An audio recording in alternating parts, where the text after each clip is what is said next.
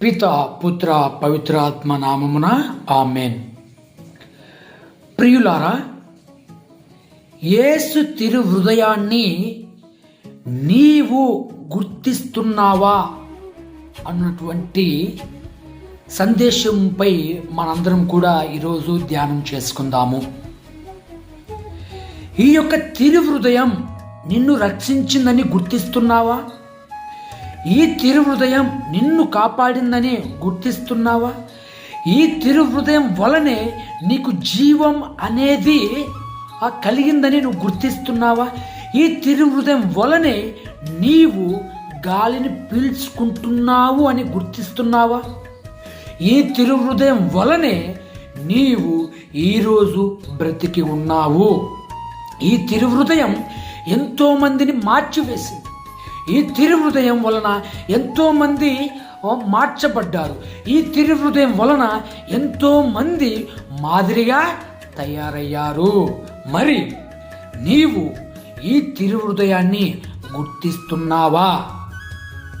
అందుకను మనందరం కూడా అమెరికా దేశంలో నివసించినటువంటి ఒక యువతి గురించి ఈరోజు మనందరం కూడా తెలుసుకుందాము. ఆమె పేరు యానీ లోబర్ట్. చాలా సుందరివతి, చాలా అందంగా ఉండేది.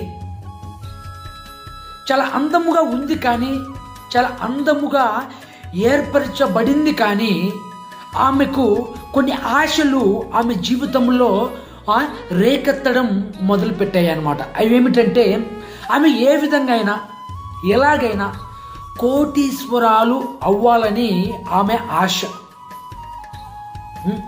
వారిలాగా వీరిలాగా నేను కూడా ఏదో ఒక రోజు మంచి మంచి భవనాలలో నివసించాలని, మంచి మంచి కార్లలో నేను ప్రయాణం చేయాలనేటువంటి ఆ ఆశ ఆమెలో రోజు రోజుకి బలంగా మారుతుందన్నమాట. ఆ విధంగా మారితే ఎన్నో విధాలుగా ప్రయత్నిస్తుంది. ఏం చేయాలో అర్థం కాదు. అలా ఉన్నటువంటి ఆ యువతి యానీ లోబర్ట్ ఏం చేస్తుందంటే, ఒకరోజు పబ్కి వెళ్తుంది అనమాట. అంటే సిటీలలో ఇది చాలా కామన్ అండి, పబ్కి వెళ్ళడం. పబ్కి వెళ్తే ఆడ అందరూ ఎందుకు వెళ్తారంటే ఎంజాయ్ చేయటకైతే. అక్కడికి ఇంకా ఎవరెవరు వస్తారంటే ధనవంతులు వస్తారనమాట.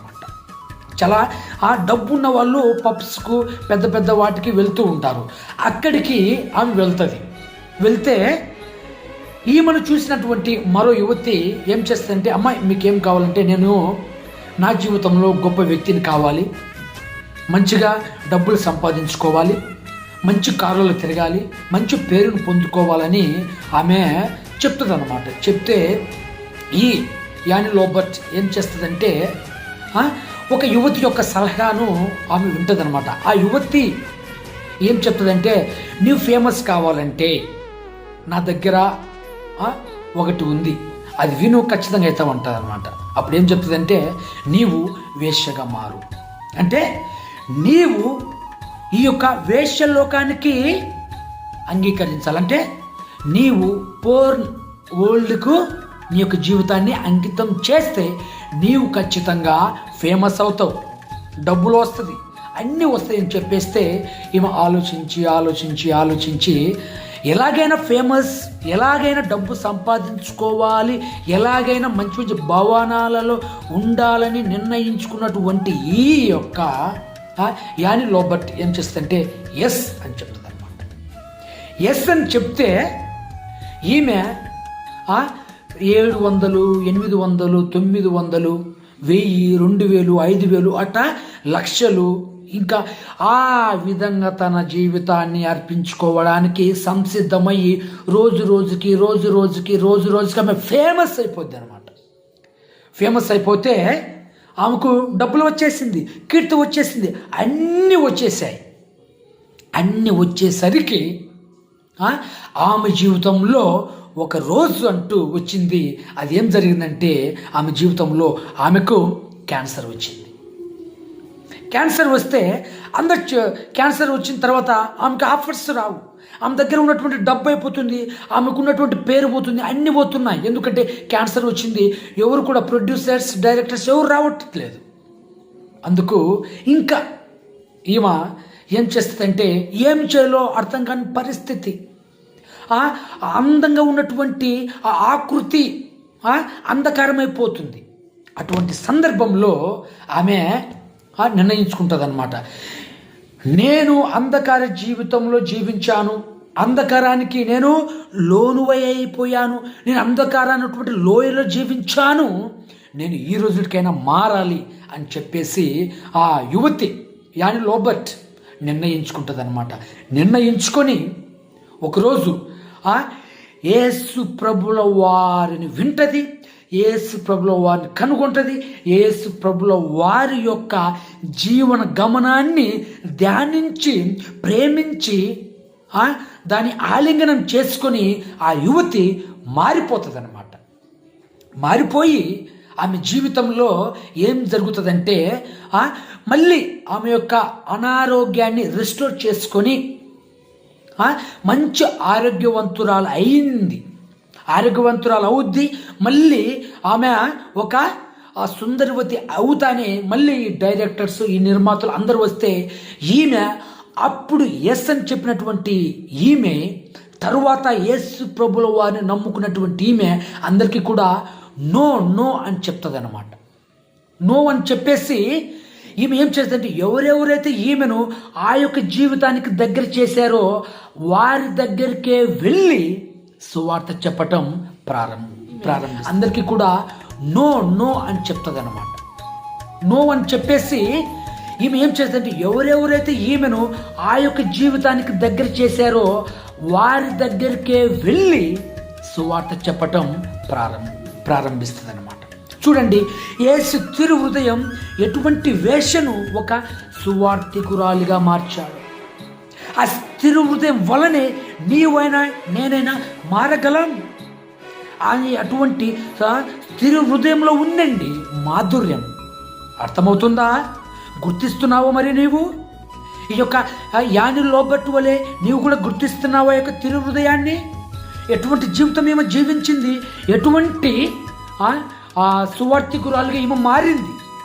ఈ రోజుకి కూడా అమెరికా దేశంలో ఊకర్స్ ఫర్ క్రైస్ట్ అనేటువంటి ఉన్నాయి అన్నమాట. అవి కేవలం ఎవరెవరికి వేశ్యలు ఉంటారు కదండి, పోన్ వరల్డ్లో ఉన్నటువంటి వారందరికీ కూడా ఈ సంస్థలు సువార్త చెప్తూ ఉంటాయి. ఈ రోజుకి ఉందంటే ఎటువంటి నమ్మటంలో ఎటువంటి అతిశయోక్తి లేదు. మరి ఎవరు మార్చింది? మనం ఏ విధంగా మారింది? ఎవరు మార్చింది? యేసు తిరు హృదయం. యేసు తిరు హృదయం వలనే ఈమె మారగలిగింది. అందుకే యేసు తిరు హృదయాన్ని అంటి పెట్టుకున్నటువంటి ఎవరైనా మారాలి, ఎవరి జీవితాలైనా మారతాయి. కావున ప్రియ సహోదరి సహోదరులారా, ఈ తిరు హృదయం చాలా గొప్పది. అందుకే తిరు హృదయం, హృదయం అంటే ప్రేమకు చిహ్నం. ప్రేమ అంటే ఎవరు? దేవుడు. ప్రేమ దేవుడే. అందుకే యేసు పౌల వారి యొక్క ప్రాముఖ్యమైనటువంటి ముఖ్యమైనటువంటి ఆజ్ఞ ఏంటంటే ప్రేమ. ఆ హృదయం ఆనాడు గాయాలు పొందింది కాబట్టి, ఆ హృదయం ఆనాడు ఉమ్మి వేయబడినటువంటి ఆ యొక్క ఆ ఉమ్మును స్వీకరించింది కాబట్టి, ఆ కొరడాలను స్వీకరించింది కాబట్టి ఆ తిరు హృదయం ఈరోజు నీవు నేను బ్రతికి ఉన్నాం. అది నువ్వు గుర్తిస్తున్నావా? అది నువ్వు తెలుసుకోగలుగుతున్నావా? దానిని నీవు నమ్ముచున్నావా? కావున ప్రియ సహోదరి సహోదరులారా, యేసయ్య ప్రేమ మారనిది, మరువనిది, వీడనిది, ఎడబాయనిది అని నువ్వు గుర్తిస్తున్నావా? అందుకే ప్రేమ, యేసయ్య ప్రేమ, ప్రేమ, యేసయ్య ప్రేమ మారనిది, మరువనిది, వీడనిది, ఎడబాయనిది. ఈ ప్రేమను గుర్తించండి, ఈ హృదయాన్ని గుర్తించండి. ఈ లోక ప్రేమలను కాదు. ఈ లోక ప్రేమలు అన్నీ కూడా మోసం. నమ్మకమైనది, నమ్మశక్యమైనది ఏదైనా ఉందంటే అది యేసు తిరు హృదయ ప్రేమ. ఆ ప్రేమను గుర్తించండి ప్రియ సహోదరి సహోదరులారా. అందుకే మనందరం కూడా యోహాను సువార్త 19వ అధ్యాయం 34వ వచనం చదువుకుంటే, అయితే సైనికులలో ఒకడు ఆయన ప్రక్కను బల్లెముతో పొడిచెను, వెంటనే రక్తము నీరు స్రవించెను, ఆ తిరు హృదయం నుంచి రక్తము ఆ నీరు స్రవించును. ఎవరి కోసమండి? మన కోసం. ఎందుకండి? మన కోసం. ఎలాగండి? మన కోసం. ఆయనకి ఏం అవసరమండి? నీ కోసం చావడానికి. ఆయనకి ఏం అవసరమండి? ఈ లోకానికి మన యొక్క రూపంను తీసుకొని రావడానికి. ఆ తిరుహృదయం గొప్పది కాబట్టి నీ కోసం, నా కోసం ఆ బలి యాగం కొనియాడబడింది. మరి ఆ తిరుహృదయాన్ని నువ్వు గుర్తిస్తున్నావా? ఆ తిరుహృదయ ప్రకారం నువ్వు జీవిస్తున్నావా? ఆలోచించాలి ప్రియ సహోదరి సహోదరులారా. అదేవిధంగా మత్తయి సువార్త 11:28 చదువుకుంటే, అలసి సొలసి ఉన్న సమస్త జనులారా నా యొద్దకు రండి, నేను మీకు విశ్రాంతిని వస్తలేదు. నా దగ్గరికి రండి, నా హృదయాన్ని అంటి పెట్టుకొని ఉండండి, నా సువార్తను అంటి పెట్టుకొని ఉండండి, నన్ను నా సన్నిధి దగ్గరికి వచ్చి నన్ను వెంబడించండి. మీరు భారంతో ఉన్నప్పటికీ కూడా మీకు అన్నిటిని కూడా నేను తీసివేసి మీకు విశ్రాంతిని అనుగ్రహిస్తాను అని చెప్పేసి ఆ తిరుహృదయం ఈరోజు నీకు నాకు మనందరికీ కూడా తెలుపుతుంది. మరి ఆ తిరుహృదయం వలె నీవు నేను జీవిస్తున్నామా? ఆ తిరుహృదయాన్ని మళ్ళీ చెప్తున్నాను, గుర్తిస్తున్నామా? యాని లోబర్ట్ గుర్తించింది, మారింది, సువార్తికురాలయ్యింది. తెలీదా మీకు? తెలీదా అండి ప్రియ సహోదరి సహోదరులారా? యాయీరు కుమార్తెను జీవంతో లేపింది ఈ తిరుహృదయం కాదా? నాయును పట్టణంలో విత్తుతూ ఆ యొక్క కుమారునికి జీవాన్ని ఇచ్చింది ఈ యొక్క తిరుహృదయం కాదా? లాజరును మరణించినటువంటి లాజరును లేపింది ఈ తిరుహృదయం కాదా? ఇంకా తబిత పేతురు ప్రార్థనతో లేచింది. ఎవరి సహకారంతో పేతురు గారు లేపారండి? ఈ యొక్క తిరుహృదయంతో కాదా? అదేవిధంగా పౌలు లేపిన ఐతూకు అనే యవనస్తుడు ఎవరి సహకారంతో లేపారండి? పౌలు గారు ఈ యొక్క తిరుహృదయంతో కాదా? యేసుతో తిరిగిపోవటం, యేసుతో ఆ క్రైస్తవాన్ని మనము ఆలింగనం చేసుకోవడంలోనే ఉందండి నిజమైనటువంటి క్రైస్తత్వం. అందుకే మనందరం కూడా ఏం చేయాలండి? తిరుహృదయాన్ని మనందరం కూడా అంటి పెట్టుకొని ఉండాలి. యేసు తాను తిరిగిపోవటం క్రైస్తవ్యానికి ఒక మూలం. ఎందుకంటే ఆ యొక్క క్రీస్తు తిరుహృదయమే మన అందరికీ కూడా రక్షణ మార్గం, రక్షణను చూపించింది, మార్గంను చూపించింది, ఆ జీవిత విలువలను నేర్పించింది. ఎవరండి? ఈ తిరుహృదయం. మరి ఎంత మాధుర్యం కలిగినటువంటి ఈ తిరుహృదయాన్ని నీవు నేను మనందరం కూడా ఎందుకు గుర్తించలేకపోతున్నాం? ఎందుకు మనము మన యొక్క తలంపులలో, మనకు ఆలోచనలలో మనం ఎందుకు ఉంచుకోలేకపోతున్నాం? ఎందుకు ఈ లోకానికి దగ్గరైపోతున్నాం అని చెప్పేసి మనందరం కూడా ఆత్మ పరిశీలన గావించుకోవాలి.